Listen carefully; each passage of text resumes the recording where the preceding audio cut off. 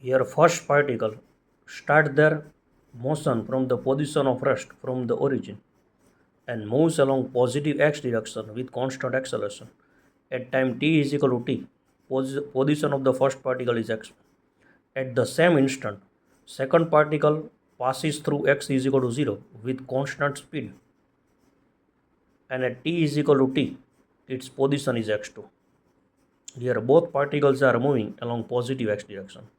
Then which of the following graphs correctly describes x1 minus x2 versus t? X minus x naught is equal to v naught xt plus half axt square.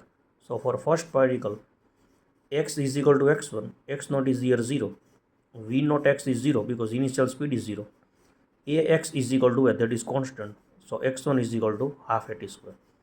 For second particle, x2 minus 0, it means x2 is equal to v naught x is v, that is constant, v is constant, so acceleration is 0, so x2 is equal to vt.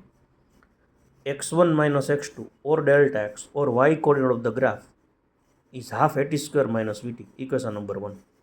When time is 0, then y is equal to 0 from equation 1. Now slope of y versus t, that is differentiation of y with respect to t. Differentiation of t square is 2t, 2 is cancelled, so at minus v, because differentiation of t is 1 here. So slope is equal to at minus v. When time is 0, then slope is equal to a into 0 minus v, so slope is minus v, it means negative. So answer is option B, because in option B when time is 0, then draw the tangent to the curve, then here slope is negative. So negative slope at t is equal to 0 time, that is possible in graph B only. So answer is option B. Thank you.